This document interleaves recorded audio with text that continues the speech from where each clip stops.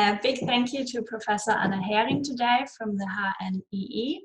And this is Kriti and I'm Julia, and we will start our interview about agricultural landscapes and transformation.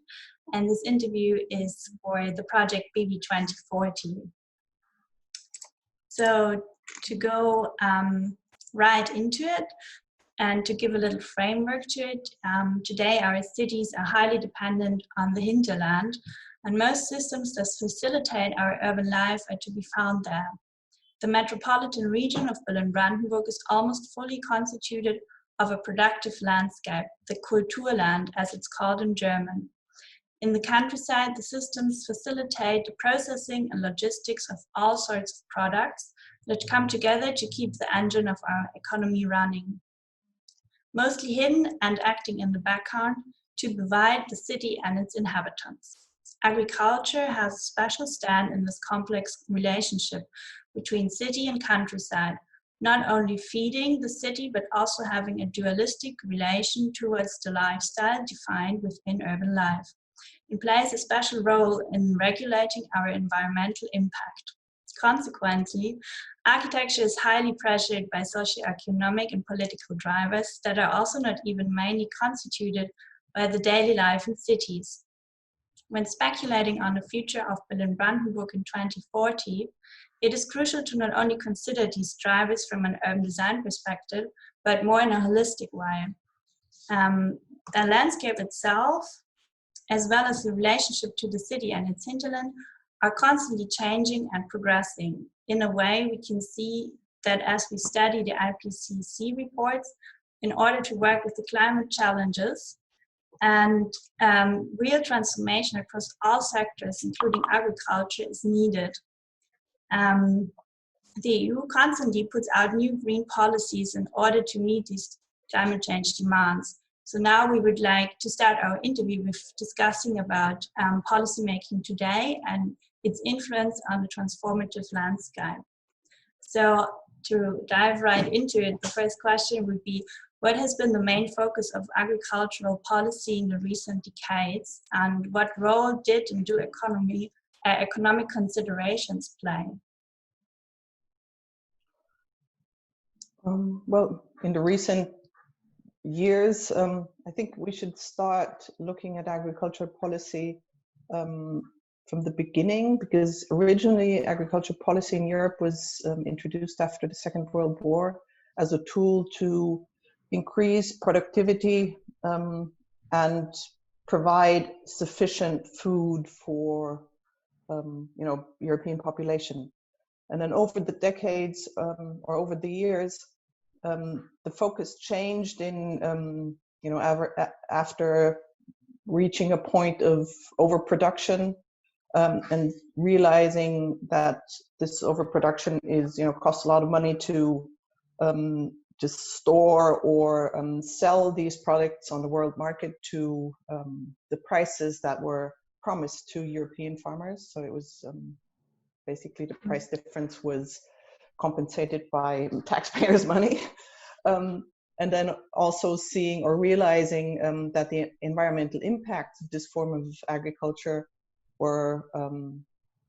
there were environmental impacts, and increasingly so. So somewhere in the 90s, there was sort of slight change of direction that first measures came into place that tried to, slowly take away or provide some incentives to not produce that much anymore, which then over the years, if we look at what we're at now, came to or developed into a policy system that has not been able to 100% take that idea out of people's minds or farmers' minds, that there is a need to have policy support for agriculture and food production, but to at least provide some basic support that doesn't give any production incentives in one way or another. But that leaves the agriculture sector with a system that is very used to receiving policy support. Mm. And there's been a struggle, or it's an ongoing struggle, to sort of find the right balance of introducing ways to support agriculture production, but also at the same time a form of agricultural production, sort of providing food and other services to the agricultural landscape. Like you mentioned before, the term Kulturlandschaft is a very European perspective on what we have in culturally or through production or agricultural landscape that is the way it is because we've had hundreds of years of agricultural production as well, apart from other industrial developments. So the challenge is to find a balance of policy instruments and incentives to land users that provides all the environmental services we need or we want as society. There could be, I would say, we need, such as biodiversity has been very much in the focus in the last years, but also the climate change issue, which contribution can agriculture and land use make to climate change mitigation, for instance. Adaptation of agricultural businesses or production systems to climate change is a completely another issue, but here I think it's more appropriate to look at mitigation and see which type of land use could contribute to climate change mitigation or to increasing or slowing down biodiversity losses. I think with your answer, you already touched on a lot of questions that we're supposed to follow, but maybe you could give us a little insight on how this is resulting in positions on an actor level, and how this is also affecting local farm businesses in Brandenburg. So is there an opposition that we can see? Well, I would start, how does it affect local businesses or agricultural businesses in Brandenburg? It's generally speaking, businesses have developed into focusing on a few crops, to do these well, to be efficient, to provide appropriate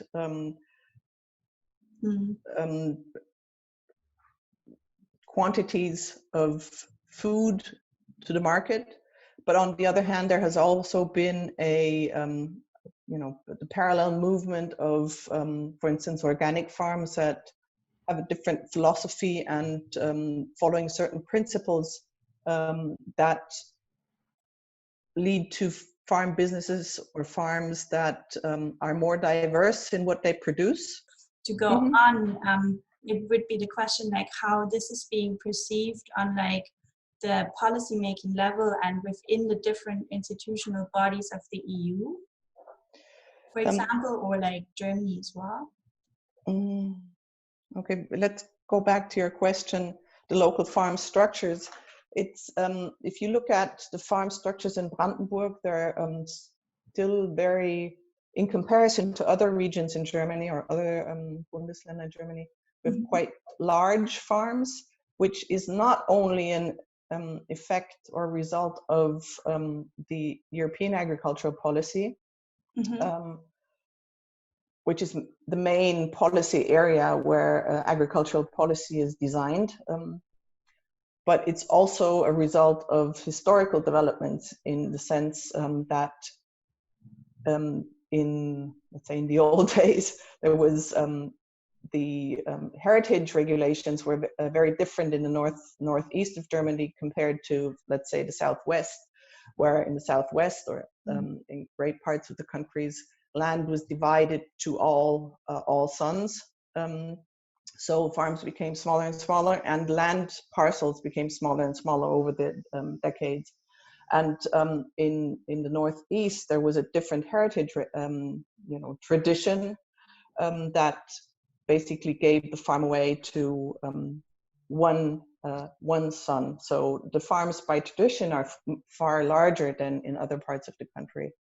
And then the system or agricultural policy or agricultural policy and land reform in DDR, in German Democratic Republic, also led to sort of throwing together different land area of various farm to one large production unit. And that's why in Brandenburg we still have a large share of very large farms compared to other parts of the country. So that just to sort of set the scene how the situation is in Brandenburg. The other thing is that in Brandenburg there's we have by nature very little precipitation.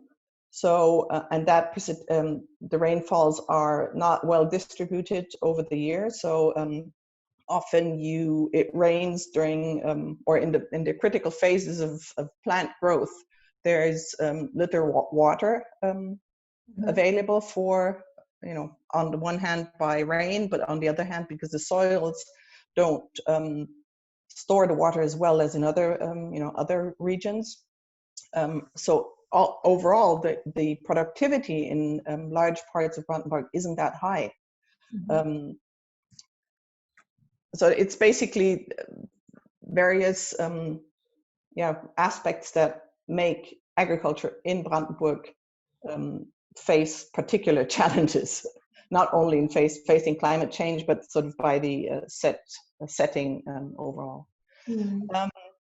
So what, coming back to your question about the policy making structures on the different levels, I don't know how deep you got into the policy making infrastructure, you would probably call it in your context, is that like sort of the main design of agricultural policy is made at the EU level. So all farmers in the EU have received the same setting, which is then leads to a very small part of the budget, around 20%, very, very rough figure, can be sort of co-designed by national or in Germany, the regional level, the Bundesland level, where the intention is to be able to specifically address aspects of the rural areas in Brandenburg in this case. Because as I just explained, Brandenburg has a completely different agricultural structure and natural setting than other regions in Europe or even in Germany. Mm-hmm. So basically the policy bit that can be specifically targeted to the challenges we have in Brandenburg is a very small part. Budget-wise, it's just a very small part. Mm. Could you maybe also give us a little insight on what role lump sum subsidies, for example, in Germany would be like the Flächenpauschale, because you said there's only 20% that can be regulated on like the state level, on the Landesebene, mm-hmm. or the like Germany level, so to say, and how this is perceived. Well, it's what you call lump sum is decoupled area payments, and is basically in the effect the intention is to support agricultural production, but without giving a certain production incentive. So you receive X euro per hectare, and for cultivating that land, there's a minimum requirement that you have to actually do some agricultural production on that, or not even, it doesn't even have to be productive, but to cultivate that land in one way or the other.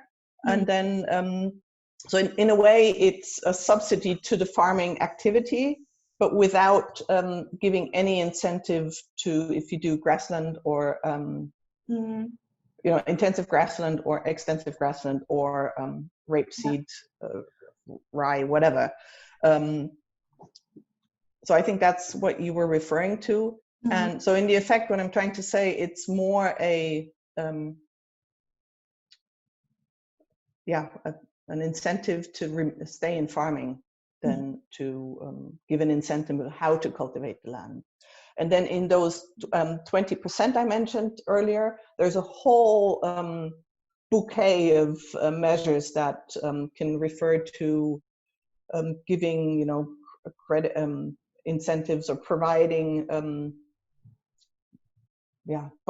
finances for introducing a processing farm level processing or on farm shop, or on that one side of rural development, in investing in machinery, and on the other hand it's the agri-environmental measures which give you a compensation. I've been talking about incentives. It's really a compensation of the reduction of productivity. If you, for instance, reduce the input of fertilizer on your grassland, or change to organic production, because that also, an organic production system increases your cost per hectare and reduces your productivity per hectare.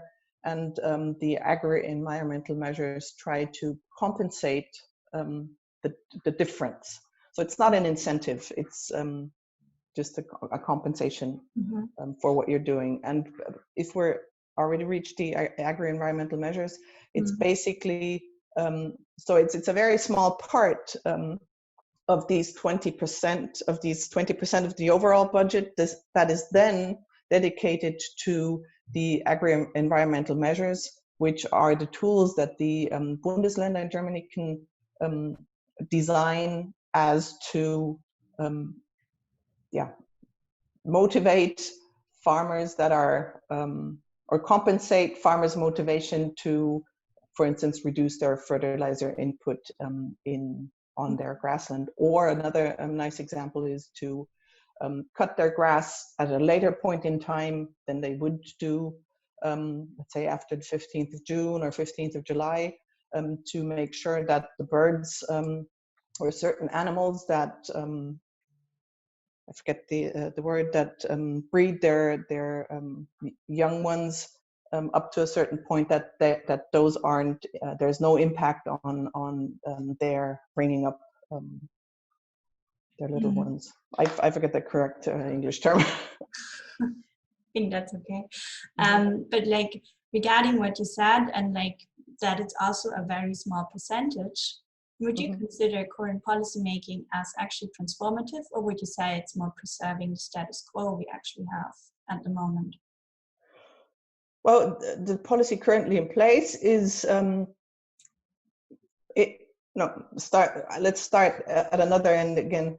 There has been quite some policy transformation over the decades, so it's not been a static system, but it's been a slow transformation of the policy environment, which on the one hand is, I mean, the system has to provide some continuity and security for, in that case, the farming businesses. But on the other hand, of course, it also has to address the societal challenges that need to be addressed. So it's always a sort of a balancing out what is possible and what is, it will be done in the next step, to put it in a positive way. On the other hand, the challenges we're facing are so pressing that anyone looking at the environmental services or focusing on that says it's been far too slow, the policy transformation. So sort of in a general term, if you look at what the environmental organizations or also the organic farming, those organizations that are closer to organic farming associations than to the conventional farming business, they all claim we need to find a system to reward the engagement in providing environmental services, speaking in general terms. And now the new regulations that have come out over the last couple of months, they try to address the challenges. And for instance, there's this number out, 25% organic farming is the aim of the European Union. Then the question is, how can you actually achieve that? How much taxpayers' money do you have to invest in motivating more farmers or more farming businesses to change to organic farming practices, if that is, you know, the method you want to pursue, or do I provide incentives to farmers to you know, change their system to, you don't have to call it organic farming, but to a farming system that is provides more environmental benefits than before. And if you look into the details, there's so much that will be such a costly endeavor that I personally don't know yet, or don't see if or that that society is at this current state willing to pay so much to you know, assure that farmers stay in business and that they actually provide the environmental services we claim to be interested in as a society. If I say we, I mean we as a society claim to be interested in. So maybe here I'm also curious, when you're talking about a landscape that's always transforming within the policy making, would you say there's also old policies that are still in place, that from which we're still battling the challenges today, that have had like older impacts, or, for example, thinking back of like GDR policies that haven't yet been kind of reformed, or policies from the Wiedervereinigung that we're still battling today? Well, the policies, I mean, the former policies are not in place, but of course we're battling the long-term impacts. For instance, as I mentioned earlier, that the land reform during the time of GDR led to larger farming structures. That's the farming structure we have now. And I'm not saying that it's a bad farming structure or it would be better to have smaller farms. It's just that's what the situation is. So there has been an impact, but I wouldn't, you know, judge it one way or the other. That's what we have, full stop.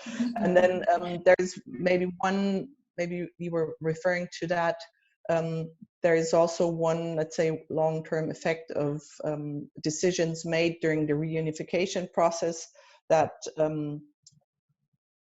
that still has a certain effect, although it's been reformed various times.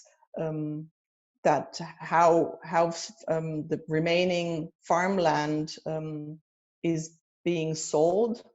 So what we've seen in Brandenburg is that by decisions that, for instance, larger packages, let's call it larger land areas, are being sold as a package. So smaller farming business that would really need, let's say, a few hectares, and they wouldn't be able to finance, you know, buy 100 or 200 or even more hectares of land. The moment it's been sold from Treuhand, or former, now it's called BVVG,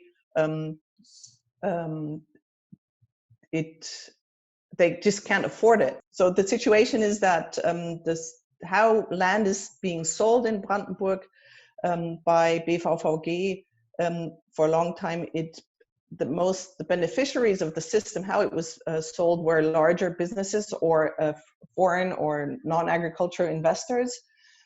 Because the packages of land that were or are being sold are too large for small local farming businesses to be to invest. So either they don't need 200 hectares, they just need 5, because let's say they're a vegetable producer, and that's the one side of it. And the other side is that they would never, even if they said, well, let's buy the whole and then rent it to somebody else, they would never have the capital to actually do that, and the bank would never give them such a large share of their business economy to buy land. So what has happened the last couple of years is that there's been an uproar of different farming organizations and the young farming organization that this should be changed to provide the option to smaller farmers or less capital intensive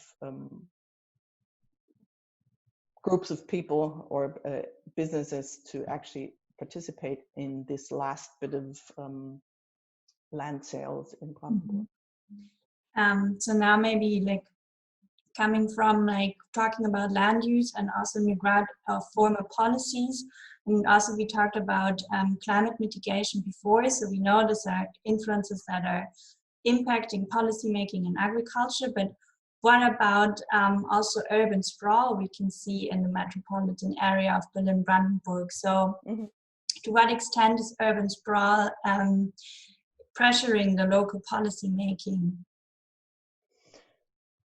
in like negotiating between like the need for space basically and like these growth corridors and agricultural land use? Well, speaking in very general terms, urban sprawl and construction of infrastructures takes away agricultural land. I mean, we don't have any land. I would even be as bold to say in Europe that is not in some type of use. So there's always a conflict of interest of the different sectors. And then in the case of Brandenburg, I think it's a very natural development that, but it's also, of course, as you mentioned, regulated by policy, how the sprawl takes place. So I don't know anything about urban policies or construction policies, but if we would decide as a society, we decide to concentrate population in the cities and then to build more densely in the cities, that would be a decision. On the other hand, if we want lively cities with parks and enough space for cars and whatever we think we need, then it's a very natural development that the growing city sort of spreads out. Yeah. And in our case, Berlin Brandenburg, the specificity is that we have two states. One is the state of Berlin and the city of Berlin, and the other is Brandenburg. And then I'm sure there's a question as what is the benefit of the more urban communities I mean, what we're seeing is that the mid-size towns around Berlin with decent infrastructural connection to Berlin, I'm speaking of train lines and roads. People from Berlin are moving out to these cities, living there, maybe doing some home office, or especially in branches or sectors that don't require going to the office every day. As soon as families, children are in your setting, most families, at least think about, would it be more, or would it be beneficial for a family to move out to a smaller town because everything is, less driving. We can have maybe a garden instead of a small apartment in the city center without even a balcony. How do I entertain my children? Is there a good school? So talking about infrastructure is also, is there, say something, bakery and shopping, basic shopping infrastructure? Are there some good schools and kindergartens? Some infrastructure in, sporting clubs, full stops, that's what a family needs for their daily life. And then being close enough to Berlin and also close in the sense of functioning train lines and roads, then you can, go to the office certain days a week. Or if you say, I'm really interested in the cultural program a city can provide, but a small town usually does not provide, then you have the option to go. So I fully, from an individual perspective, I fully understand that people move out to the countryside. And then if you look into the policy making, which is not my expertise in how all the construction decisions are made, but the smaller towns can benefit from their tax income if there's a certain economic activity in their town, but they also have to provide quite a lot. Maybe just as a really quick question, like, is this somehow reflected in agricultural policy, or is it really just more an urban topic?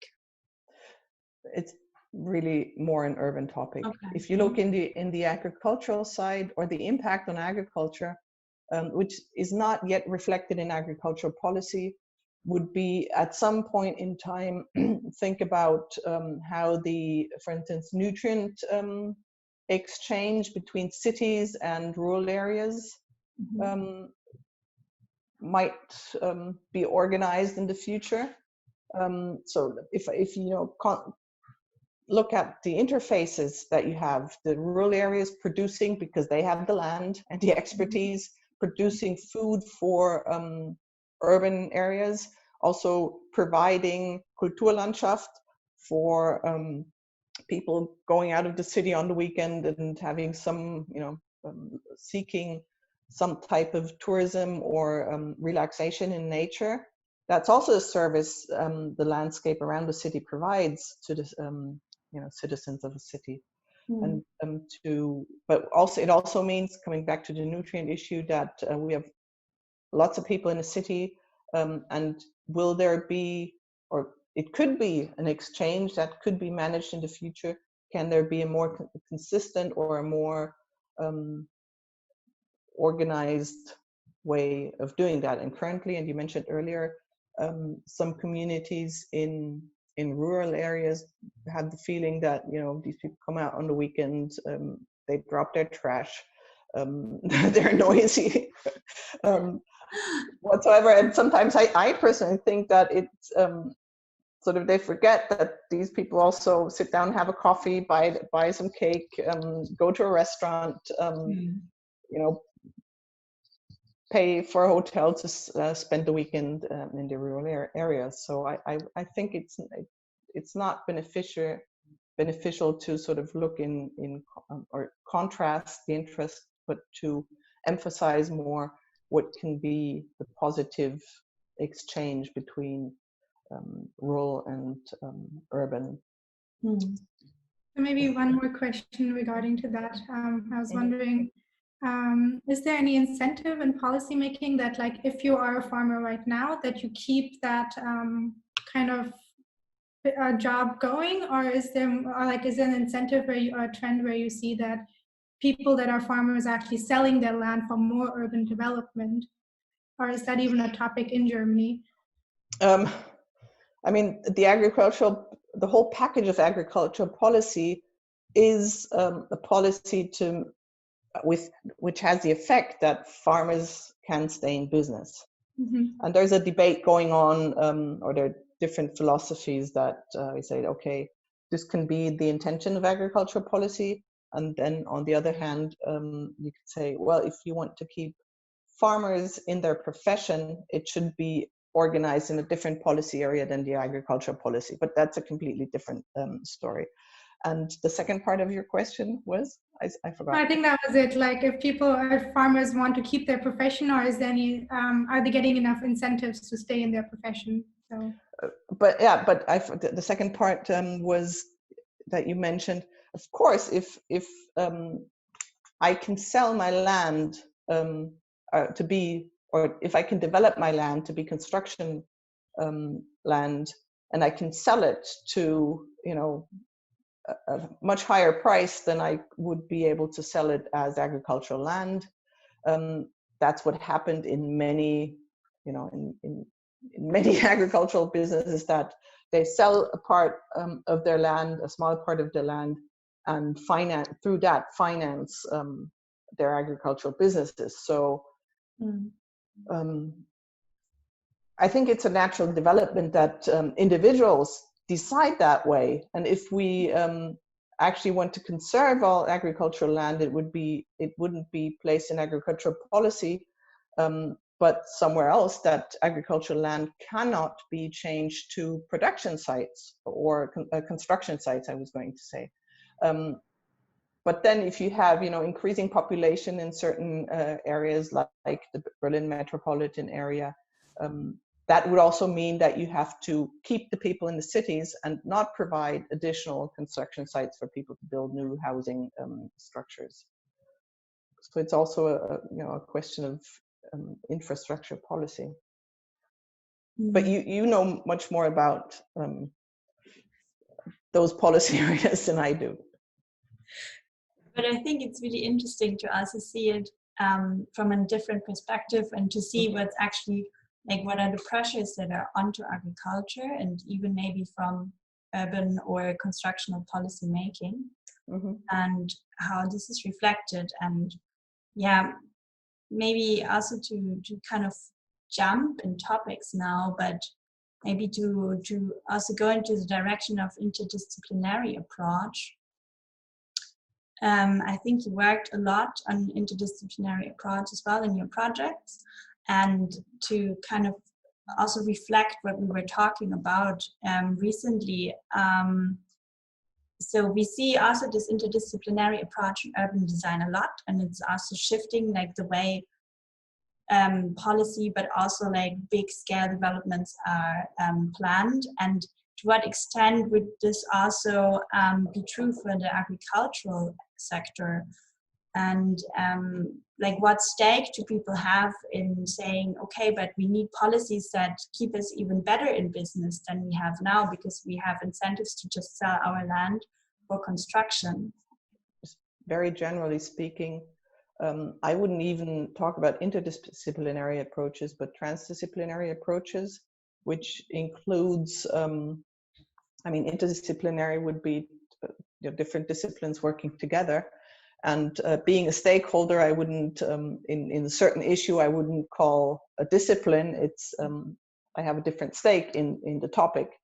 And in all these, especially I think in urban planning, I've seen a trend, and I don't really follow that, discipline, but generally a trend that also in other sectors, that we're realizing that only considering all, or taking into account all stakeholders' perspective, can lead to sustainable solutions on whichever topic we're talking about. So the transformation can only be achieved if you have everybody, as we say in German, in the boat, because it doesn't make sense to prescribe something from the scientific perspective or from the regulatory perspective if you then can't motivate citizens, talking very in general, to obey the regulation or actually invest also in transformative change. But that's speaking very in general, that I think it's more than interdisciplinary approaches and more transdisciplinary approaches. And only that can then lead to innovation that is really sustainable, in the sense of long-term use is assured. And then in terms of, I think what you were getting towards was, if we look at the agricultural sector, it's, I mean, we hear from different studies and that consumers are interested in more sourcing more regionally, and now the COVID situation has, at least for a very short period of time, shown that people tend to try to source more regionally.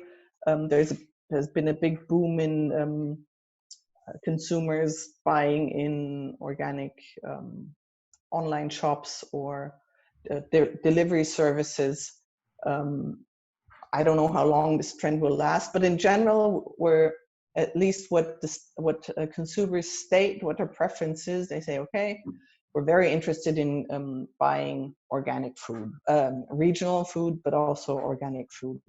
And then, if you look into how the supply chains can be organized and what that actually means, that would mean that we need more, better functioning supply chains, in the sense of producers know what the market is seeking for, then the different market players are actually willing to pay for the production cost and the organizational cost of the supply chain within the region, and maybe also consumers to reduce their consumption or change their consumption patterns in the sense of sort of looking into seasonal consumption, and then not complaining that there's no strawberry. That's the classical example. Strawberry in January, which could be regionally sourced from Brandenburg. So what I'm trying to say by that example is that there's so many different actors involved in transforming an agricultural system or a food system, that there needs to be, looked into many details along the supply chain to actually transform something. If I come back to the agricultural side, there's also that there would need to be a very strong investment in actually changing structures in the region. And then let's say the European agricultural policy package isn't really made to or designed to transform a specific region, because there's simply not the budget to invest so much to give enough incentives to drive change. And then that brings me back to Brandenburg again.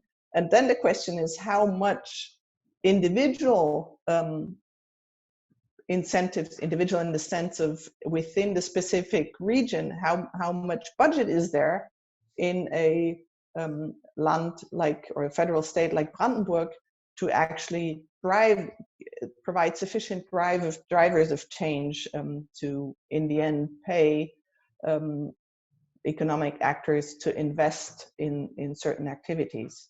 I'm speaking in very general terms, but because you could say, okay, if we want in a region, Brandenburg maybe is not the best example in that case, only a certain type of animal husbandry that is very, treats animals well, gives them lots of outdoor grazing opportunities. That's fine, but that has higher production costs than some intensive beef systems, for example. And then in the case of Brandenburg, that also means if we want this type of animal production in the region of Brandenburg, we also need a market in Berlin for that type of beef, in my example. And then you get into the supply chain steps, then you would need a regional, to assure that animals don't need to be transported that far, and that the economic benefit really stays in Brandenburg. You would need a slaughterhouse that is, or it's various slaughterhouses which assure that you don't have to, transport the animals so far. And that's a serious investment that is not located in agricultural policy, but more in the economic policy of a federal state. And then the question immediately comes, okay, do we actually need, or can we afford investing in several slaughterhouses that assure that animals don't need to be transported very far, and then ideally be transported, the meat being transported back to Brandenburg and sold there as a regional product. What I'm trying to say is that there are very many policy levels or policy areas involved, but also very many actors involved to actually transform a food system. Mm-hmm. Maybe one question we also have for that is, you were reading your article, A Local Gap in Sustainable Food Procurement, that looks at EU's introduction of new public procurement in various regions that have introduced more policies that prioritize the use of organic food in school meals and challenges school caterers to compete on the basis of quality over price. But also your article makes a point that local food systems by default are not necessarily more sustainable than global food systems. So we were wondering, what are the important factors we must consider when we talk about sustainability in supply chains? In that piece of work, it was, and that gets to another point in what you said, we looked at how can supply chains be developed, or actually value nets can be developed, and it looked very much into what is the gap, or what are the gaps. And on the one hand, it's very much about people, stakeholders, working together and creating something new new institutional arrangements, new business arrangements, new logistic chains, new processing facilities. That's one aspect.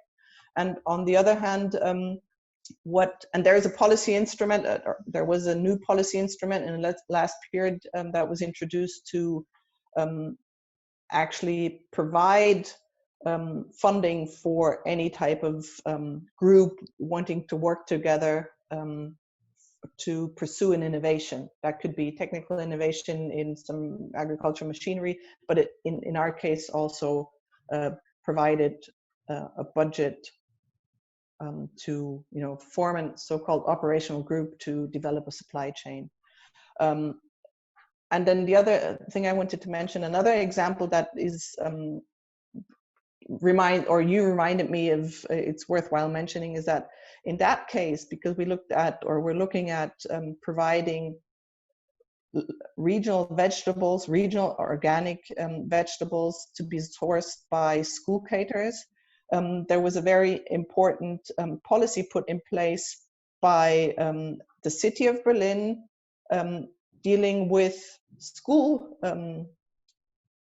catering to school children, that there was an incentive for regional and organic sourcing. And that can be a very important driver in terms of, we have so-and-so, I forget the number, but we have many school children that have their lunch at school in Berlin. And we have that's a large demand that can be created if you change the rules of how sourcing can be done or has to be done. In that case, it's more that can be done, and providing a certain budget for it, because the price was fixed, and that provides an indirect incentive to say, okay, if you want to provide catering services to a school, this is the price you get per meal, and you have a competitive advantage in getting that deal as a catering business if you show that you source so and so many percent regional organic food or produce.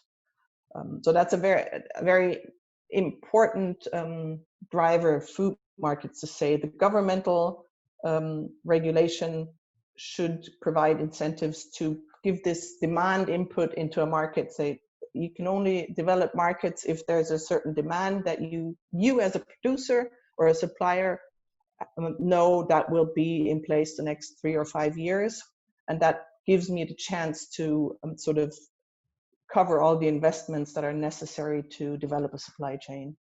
Mm-hmm. Like shifting the perspective from like consumer to the small food businesses themselves, could you also give us a little more insight on other challenges they're facing, and like maybe challenges that are also not captured by top-down policy making? Yeah, the very human issue is trust.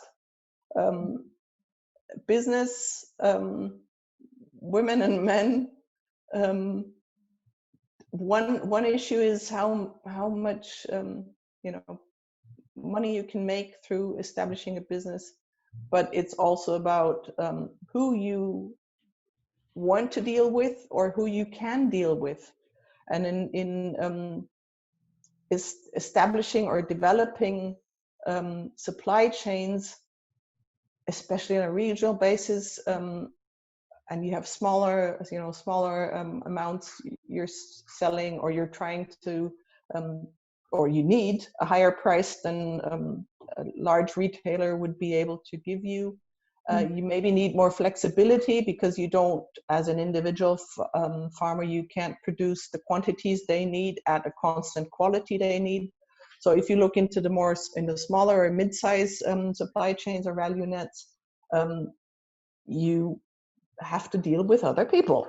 And if you don't, or you want to deal with other people to make a business, and if you don't have the chance to get to know these people, to trust them as business people, then you won't get into signing a contract or trying to establish a joint business, in the sense of, if we need to establish a processing plant in whichever sector you look at.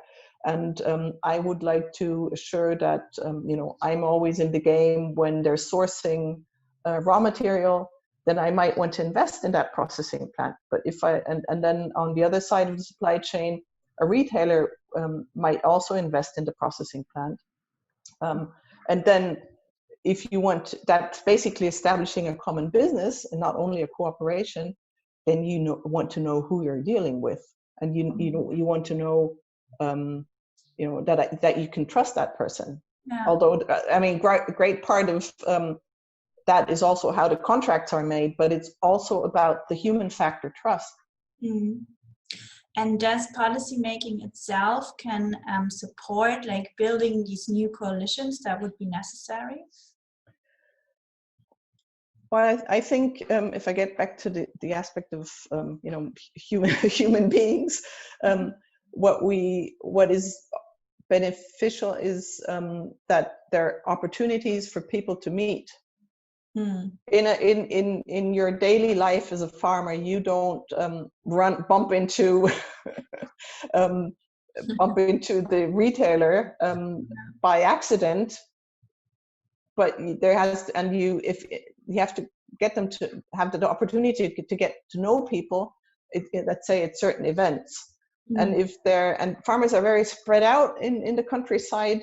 Their time budget is very their time is scarce, and if nobody else organizes certain events where the supply side and the demand side can meet to sort of hear, okay, they're trying to source organic vegetables and they haven't been successful in finding producers that will do so, because maybe there isn't even any producer that in Brandenburg that can provide the quantities they need or the qualities they need, or is even willing to invest in a certain type of product. And then if the farmer hears that there's a business with a certain volume that is willing or interested to source organic potatoes or organic carrots, then that can be the first point of encounter to exchange that information. It sounds so basic, but if you never have a chance, and there's no way the individual will, or I'm sure there are certain individuals that will do it anyway, but it's much easier if there's certain events where these people can meet, for instance. And then regarding policy making, there needs to be a structure that organizes this, but there also needs to be some type of organization or a budget to organize the next step, in the sense of, okay, there seems to be two groups of demand and supply from the demand and supply side that would be interested. There still needs to be the next steps need to in some way be organized, that they meet again and talk about the right things. Yeah. I mean, something very human. So it's a bit, it seems a bit, for me, it always seems a bit odd to talk about it, because it's so basically human that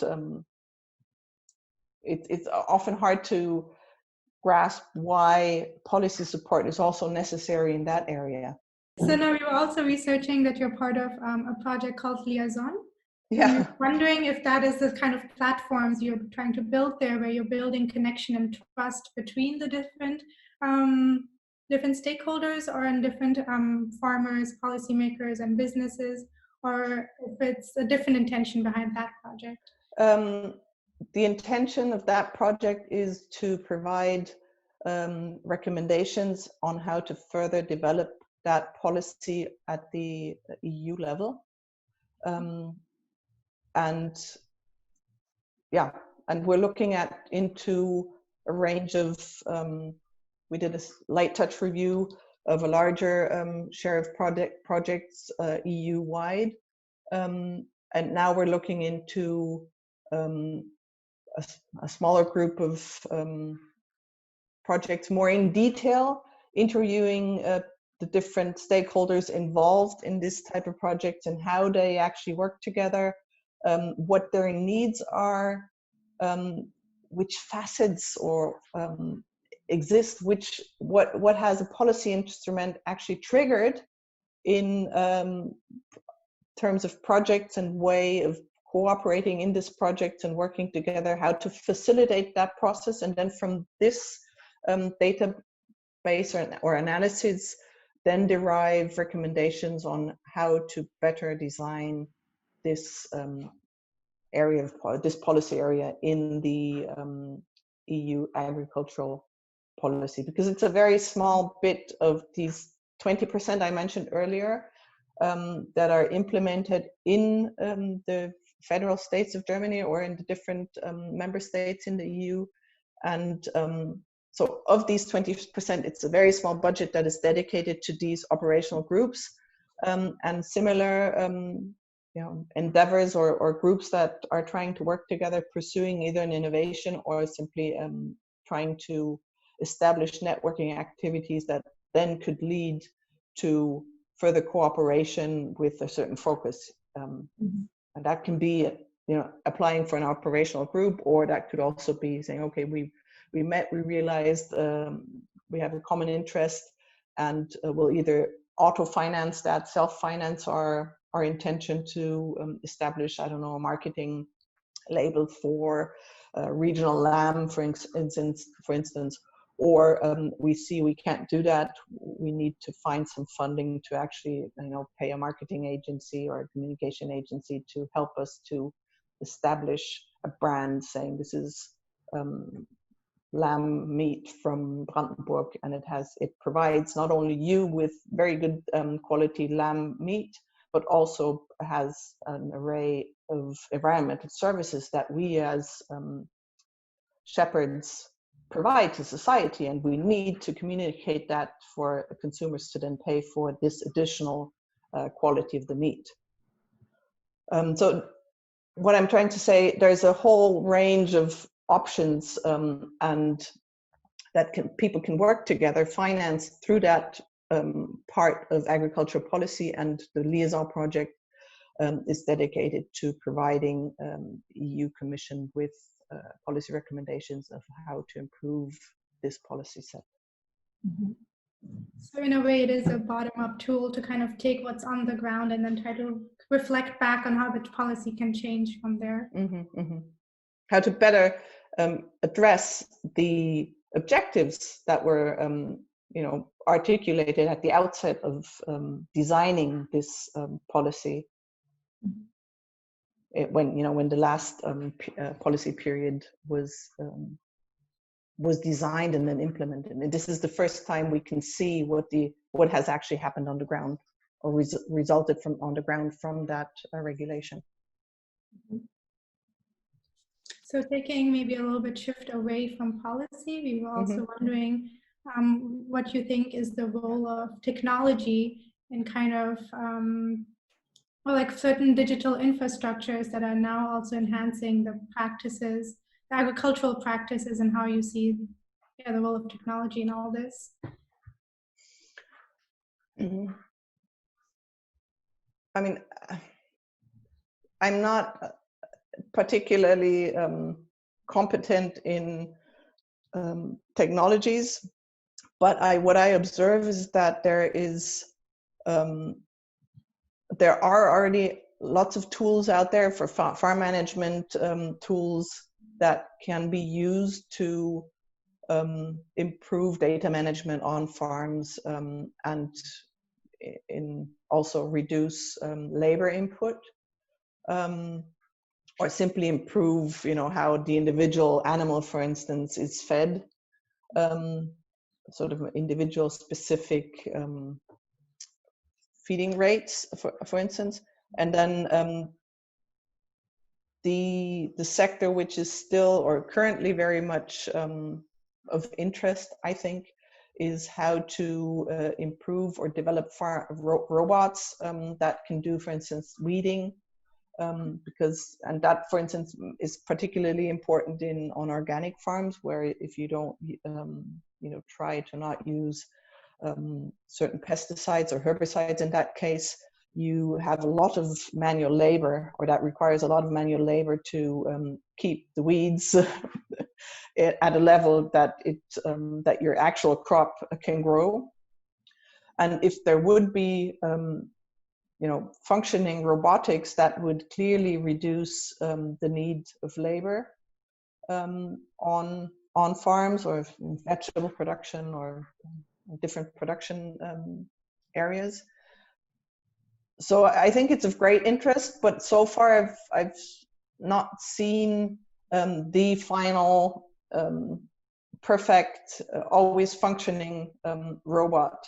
Mm-hmm. So I think there's lots of development going on, but not in all areas. It's at the level of market readiness to actually be in place on many farms. That's one aspect. And the other aspect, coming back to Brandenburg, that also means that you need digital infrastructure.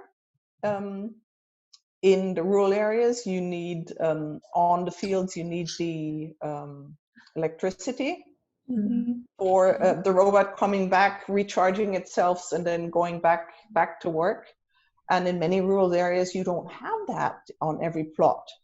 Mm-hmm. So there's a great development potential there, I think. But it's not yet in all cases ready to function all over the place. And then one other aspect is worth mentioning, but probably is a bit off track. What you're specifically interested in is the whole issue of who owns the data. That is, if you look into farm machinery, not the small robots for weeding, but in the bigger farm machinery that tries to specifically target what's the word, fertilization within a plot. You have different qualities of soil, and it's been in place for quite a long time that you can, by monitoring exactly the soil qualities and the specific fertilization needs at that point of time, you can fertilize. I forget the English word, but specific for that small bit of land. But that requires a lot of data. And then the question is if you buy a machinery that manages all of this data, is it your data as a farmer, or is it data that is then used on a higher level to certainly improve the software that's behind these tools? But for many, the question is also, will that, or could that at some point lead to inequality of knowledge, or just knowledge derived from large amounts of data, and who might do what with that data? So it's also a question of intellectual property rights, and so I'm quite cautious of saying, okay, digitalization of agriculture will save the world, because there's so many issues that need to be looked at very carefully to actually, then as an individual farmer, be able to choose, consciously choose what tools you apply and which you don't apply. And coming back to policy making, it's also a question of infrastructure. So electricity and digital infrastructure in rural areas. I think that's a very common problem also for urban design, like the whole topic of smart cities and question of data sovereignty, like it's very crucial as well. Actually, I also like to come back what we were talking before. I have just a question out of interest. So, because you said you're also working on, for example, marketing labels that basically communicate how certain efforts are being made regarding ecology. And now I would wonder, but you also said like technology is also playing a crucial role in ecological farming, for example. But how is this perceived from like the consumer perspective?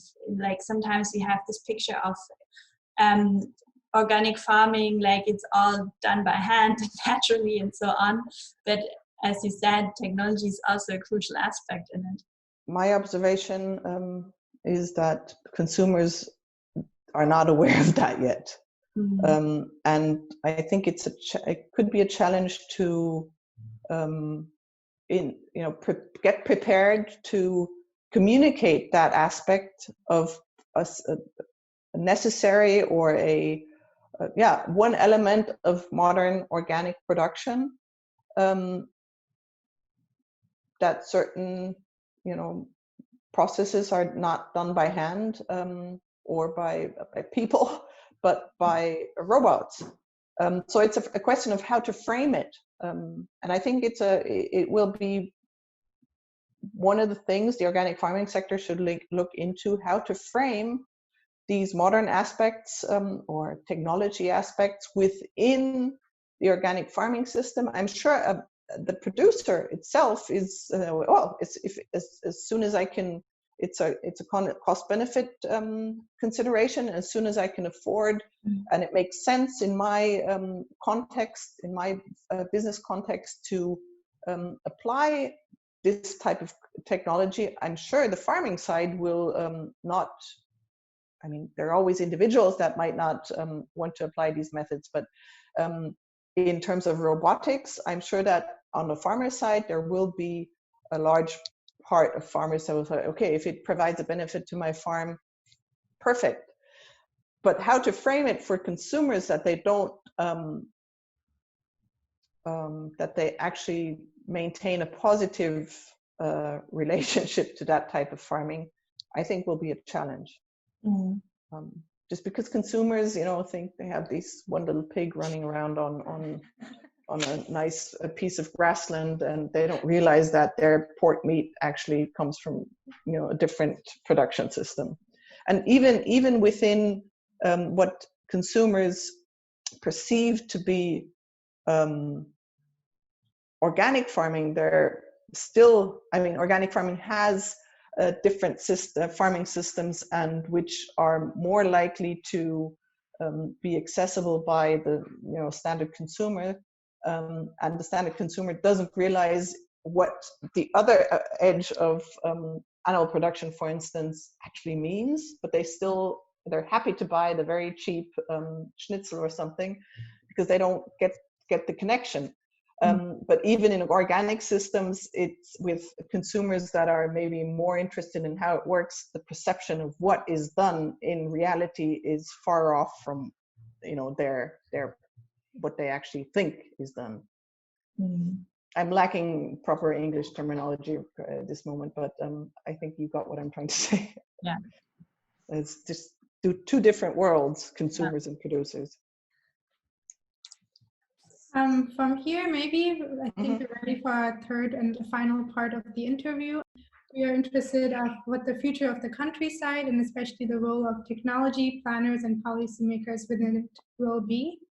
So we have prepared 6 speculative questions for you for many different topics, and hope that you could give us very short, like 2-3 sentence, like statements, 10 sentences or replies, to paint some sort of an abstract picture from your own personal opinion on how we can start to imagine one possible future for the agriculture and the countryside surrounding the Berlin metropole region. So the first question is, how would you have to rethink the relationship between the city and the hinterland in order to create an added value or foster benefits for non-human actors, such as insects, wildlife, biodiversity, and the environment? What came to my mind when I also heard your introduction earlier, just get rid of the word hinterland. Great step. Because it's just a disrespectful terminology of what the land around the city actually is. It's the main provider of environmental services. It's the main provider of touristic activities, and it's the main provider of food for not only people in the city, but society. And what do you think, like this is like reframing your relationship, but how do you think is this added value, like that maybe that added value could be an understanding, like what we were talking before, like how consumers really don't know how their products are being produced. How do you think like this added value could be transported into the city? I mean, maybe we could also go to the following questions. It's about instances of the countryside within Berlin. Do you think that's a way how we could kind of create this added value by like intersecting the different functions? I'm sure in terms of mind setting and educational aspects, I would say a mix or creating instances can be helpful, because it creates, or it has the potential to create interest in how food is produced, a certain consciousness of what is required. For instance, if I look at your picture, and I also see some of the small urban gardens that you see in some parts of the city, to me, they often look quite neglected. And I mean, that sounds a bit negative, but the positive aspect, it also shows the people interested in food production that actually are engaged enough to get engaged in an urban gardening project. It shows them how much work it is, that you constantly have to, for instance, provide water or irrigation in these things where there's, that they're not in the natural soil, but in pots or other systems. You just need to irrigate. And if you forget that, or you haven't organized yourself well as an urban gardening initiative, for instance, during the summer holidays, the weather is quite hot, everybody's away, who will irrigate plants? And that's that educational aspect, I think, is very important. I do not, and I get really annoyed with people communicating that there's no way the food can be produced in the city for the city. There's not enough area available. And even if you look into these vertical farming concepts, I haven't seen a calculation that shows me that with the lack of space in a city, we could actually provide enough space, even if it's in vertical farming, to produce enough food to that the city can provide their own supplies or food supplies. So I think it's, to sum up, I think it's a valuable educational something that can be created, but not in terms of productivity. So it's more of a consumer awareness rather than. Yeah. Okay. So kind of when we talk about that it can't come to the city, and and we should find a new word, or shouldn't even talk about the hinterlands, how can we how can we find a better term or a better way to talk about the equality? Yeah, it's about reframing perception of, in this case, in your how you put it, the hinterland, but also reframing what is farming, and maybe we even have to get rid of the term farming to reframe, because it's not only about food production, it's also about cultivating our natural environment. So it's not just the equality, but also the equity of kind of finding a fairness that it's all part of our urban. There isn't such a thing as urban and agriculture, but agriculture is part of the urban, and we should. It's part of our food system. Yeah. And part of the food system is also the natural environment. So even talking about food system needs to, specifically address the issue that food production is not only farming, but farming has wide impacts on the natural environment and can provide environmental services. Satellites are often used to better monitor land and agricultural land, and now looking into climate challenges like droughts or floods, for example. how do you think this will also change our landscape?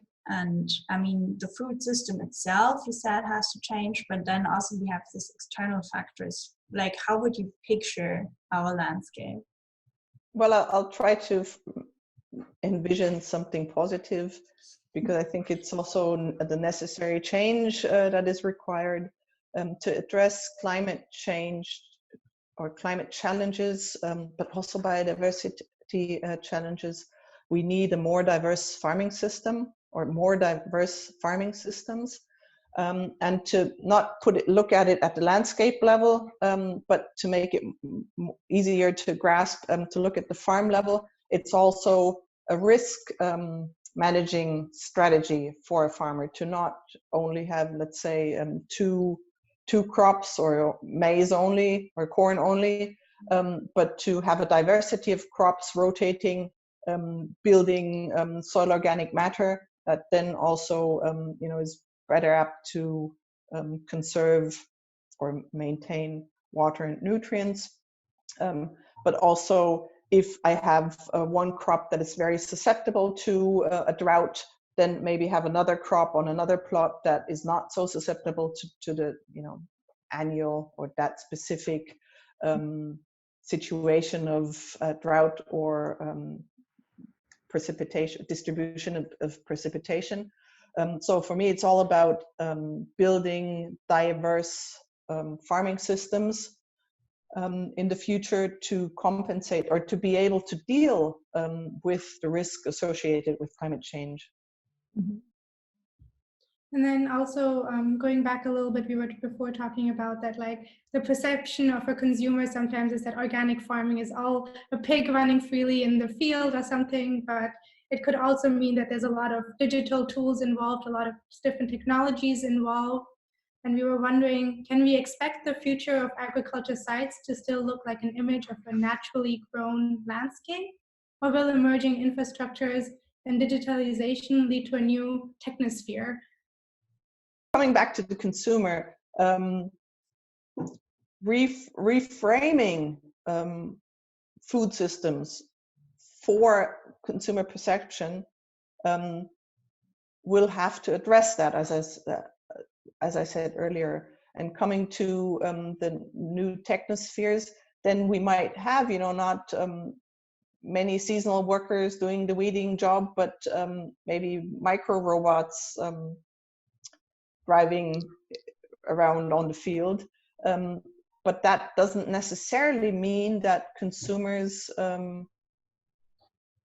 aren't, will, let's say, not, what's the word, that consumers will not be in favor of organic production methods, because an organic farming system is more diverse. There's always some type of crop rotation. There's always a minimum share of soil organic matter building crops or land uses involved, and that's something consumers, I'll say this at this point, should at some point, or citizens and society should at some point honor, because that's what we need addressing, for instance, climate change challenges. More diverse farming systems. We see all these needs and challenges, you said. So would one possible outcome even be that we kind of disassociate agriculture from the countryside, maybe? Like see countryside as more the recreational, natural sphere, and then we have agriculture as a bounded different sectors, so to say, like physical sector. What we perceive, let's say European citizens perceive as countryside, is not a nature protection area with zero human activity over the last 400 years or the last 1,000 years. We don't have that anymore. So we don't really know what we're talking about in that case. What we have, and you introduced that term earlier, is Kulturlandschaft, which is the result of centuries of food production and land use and forestry and other land uses over the century. And that's what we actually also seek as you know, tourists or people seeking relaxation in the countryside. So the perception of having like this perfect intact nature for the rural dwellers on the one side, and then have a fence just to make it very well clear, and then have agriculture is not the case in Europe. I don't know if it's the case anywhere in the world. That's one aspect. And the other aspect is, I mean, we need to feed the people in this world somehow. So picturing a scenario where you say, okay, I'll put 50% of the land area aside to really deteriorate it and intensively produce food, that is a very short-term perspective, but because you will destroy the natural resources for food production. So from my point of view, you will always have to think it in an integrative way, how can food production or food systems be managed or managed to produce food, but also environmental services that we not only need because of the recreational aspects, but environmental services in sense of pollination and biodiversity. Losing biodiversity, we don't know what the effect will be in future, and so on and so on. So I think that's a really nice statement to end with, like that there's basically no impact outsourcing, and that it really has to go hand in hand. It has to be intertwined. And thank you very much for this really nice interview. And I think we got some really nice insights, and I'm really looking forward to the final product. And thank you very much. Yeah, thank you to you.